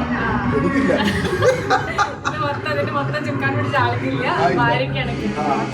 സത്യമാണ്. അതില്ലായിരുന്നു എന്നുള്ളത് ഞാനിപ്പോൾ കുവൈറ്റിലോ ലണ്ടനിലോ എവിടെയെങ്കിലുമൊക്കെ പോയി പെട്രോൾ അടിച്ചൊക്കെ നിൽക്കേണ്ടി വന്നത്.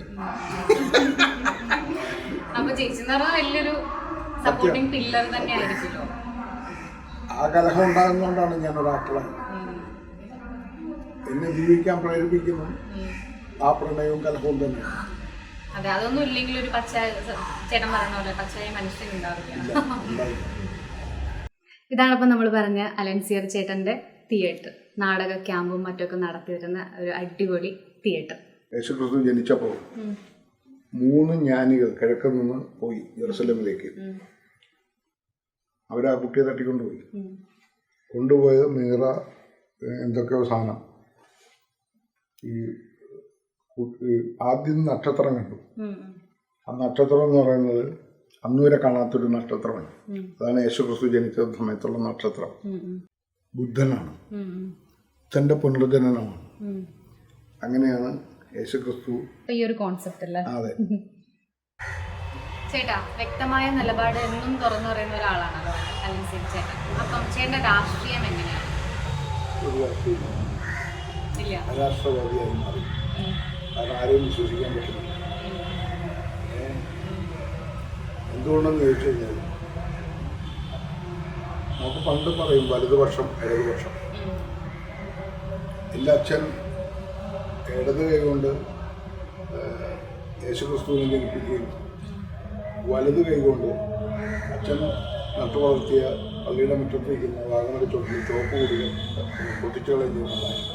അച്ഛന് ചുവപ്പ് കൊടി കാണുന്നത് ഇഷ്ടമല്ല, കമ്മ്യൂണിസ്റ്റ് വിരുദ്ധനെ. പക്ഷെ അച്ഛൻ്റെ കൂട്ടുകാരെല്ലാവരും കമ്മ്യൂണിസ്റ്റുകാരാണ്. അച്ഛനോട് തർക്കിച്ചിട്ടാണ് ഞാൻ തീന്മേശയിൽ നിന്ന് ഇറങ്ങിക്കൊണ്ട് ഭക്ഷണം കഴിച്ചുകൊണ്ടിരിക്കും. അച്ഛൻ കോൺഗ്രസിന് വേണ്ടി വാദിക്കും. അച്ഛൻ ഒരു തുള്ളി മദ്യം കഴിക്കാത്ത മദ്യവിരുദ്ധനായ ഒരു മനുഷ്യനാണ്, കമ്മ്യൂണിസ്റ്റ് വിരുദ്ധനാണ്. ഞാൻ അതിന് നേരെ തിരിച്ചു പോകും. അച്ഛൻ്റെ കൂട്ടുകാരൊക്കെ ഞാൻ പറഞ്ഞ പോലെ പിന്നെ ഞാൻ ജീവിച്ച പോലുള്ള ആൾക്കാർ. അപ്പോൾ അച്ഛനോട് എനിക്ക് വലിയ കലഹം തോന്നിയിട്ട് എന്നെ അച്ഛനിറക്കി വിട്ടു. അച്ഛൻ രാഷ്ട്രീയത്തിൻ്റെ പേര്. അങ്ങനെയാണ് ഞാൻ ഇടതുപക്ഷ അനുഭാവിയായി മാറിയത്. പക്ഷെ ഇന്നെനിക്ക് സംശയമുണ്ട്, ഞാൻ കണ്ട ഇടതുപക്ഷമാണോ ഇന്നുള്ളത്, അതോ ഇന്ന് വലതുപക്ഷമാണോ, എല്ലാം ഒന്നായി ചേർന്നില്ലേ എന്നൊരു സംശയം. ഇടതുപക്ഷം എന്ന് പറയുന്നത് നെഞ്ചിൽ വെറുതെ അത് നഷ്ടപ്പെട്ടു പോയെന്നൊരു സംശയം നാട്ടുകാർക്ക് എല്ലാവർക്കും ഉള്ള പോലെ എനിക്കും. അത് പാർട്ടിക്കാർക്കില്ലെങ്കിൽ അവർ ഓരോ പ്ലീനങ്ങളിലും പറയും നമ്മൾ നന്നാവണം, അടുത്ത തവണ ഇങ്ങനെയൊക്കെ ആവരുത്. പക്ഷേ അങ്ങനെ ആവുന്നുണ്ടോ എന്ന് പള്ളിയും സഭയും ആലോചിക്കുന്നത് പോലെ ഒരു MP-യുടെ 5 വർഷത്തെ ശമ്പളം എത്രയാണെന്നറിയാം. അന്വേഷിക്കും, ഞെട്ടും. കോടികളാണ്. ആ നമ്മുടെ നികുതിപ്പണം കൊണ്ടാണ്, തീപ്പെട്ടി വാങ്ങിച്ചു കൊടുക്കുന്ന നികുതിപ്പണം കൊണ്ടാണ് അവർ നമ്മളെ MP ആയിട്ട് രാജ്യസഭയിലും പാർലമെന്റിലും പോയിരിക്കുന്നത്. അവരെന്താണ് ഈ രാജ്യത്തിന് വേണ്ടി ചെയ്യുന്നത്? പ്രസ്ഥാനം പറയും കുറച്ച്, അല്ലെങ്കിൽ ഉണ്ടായിരിക്കും, അല്ലെങ്കിൽ വാക്കൗട്ട് ചെയ്യും. ഇതിനുവേണ്ടി ഞാൻ ക്യൂ നിന്നവരെ സെലക്ട് ചെയ്യണം. 5 വർഷം വാങ്ങിക്കുന്ന കോടികളുടെ കണക്ക് വെച്ച് നോക്കിക്കഴിഞ്ഞാൽ രണ്ടാമത്തെ തവണ മത്സരിക്കുമ്പോൾ എത്രയായി? അത് 5 തവണയായാലോ? എന്തൊരു കഷ്ടമാണ്. ഇവരെന്ത് രാജ്യസേവനമാണ് ഇവിടെ നടത്തിക്കൊണ്ടിരിക്കുന്നത്? ആകെ പാർലമെന്റിൽ പോയിരിക്കുക, കേരള ഹൗസിൽ ഉറങ്ങുക, ആരെങ്കിലും എഴുതി കൊടുക്കുന്നത് വായിക്കുക. അതിന് ഞാൻ എന്തിനു ക്യൂ വയ്ക്കണം? തയ്യാറല്ല. ഉണ്ട്, എൻ്റെ രാഷ്ട്രീയമാണ് ഞാൻ പറഞ്ഞത്. ഈ രാഷ്ട്രീയമാണ് വ്യക്തമായ രാഷ്ട്രീയം. ഞാനൊരു പാർട്ടിയുടെ മെമ്പറല്ല. നെഹ്റു പ്രധാനമന്ത്രി ആയിരിക്കുമ്പോൾ പാർലമെന്റിൽ പ്രതിപക്ഷ നേതാവായിരുന്നത് ആരാണെന്നറിയും?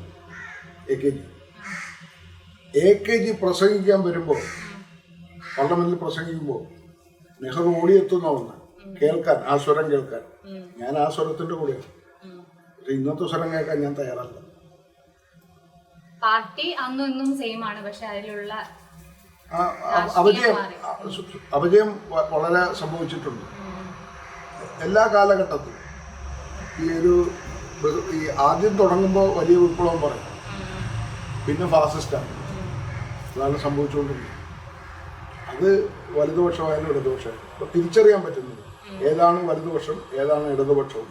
പക്ഷെ എനിക്ക് എൻ്റെ നെഞ്ചെടുത്തോളം, എൻ്റെ ഹൃദയമുള്ളിടത്തോളം ഞാൻ ഇടതുപക്ഷമാണ്.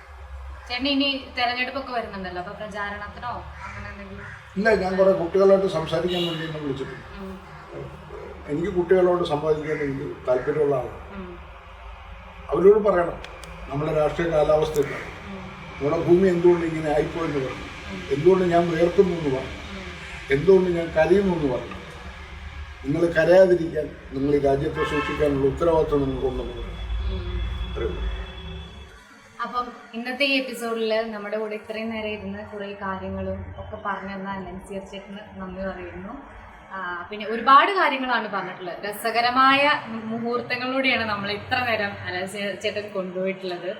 പിന്നെ ചേട്ടൻ്റെ രാഷ്ട്രീയമാണെങ്കിലും അതും പറഞ്ഞു. പിന്നെ എന്തൊക്കെയാണെങ്കിലും നിലപാട് തുറന്നു പറയുക എന്നുള്ളതാണ് ചേട്ടൻ്റെ ഒരു രീതി. അത് നമുക്ക് മനസ്സിലായിട്ടുണ്ട്.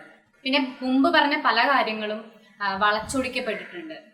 അതാണ് ചേട്ടൻ ഇപ്പം അത് പറഞ്ഞു, എങ്ങനെയൊക്കെയാണ് ചേട്ടൻ ഉദ്ദേശിച്ച കാര്യങ്ങൾ എന്തൊക്കെയായിരുന്നു, പക്ഷെ അത് മീഡിയ എത്രത്തോളം വളച്ചൊടിച്ചു എന്നുള്ള കാര്യങ്ങളും ചേട്ടൻ പറഞ്ഞിട്ടുണ്ട്. അപ്പം അങ്ങനെ ഒരുപാട് കാര്യങ്ങൾ ഇന്ന് പ്രേക്ഷകർക്ക് കേൾക്കാൻ വേണ്ടി സാധിച്ചു. വീണ്ടും നമുക്ക് പുതിയൊരു എപ്പിസോഡിലൂടെ കണ്ടുമുട്ടാം. ബൈ.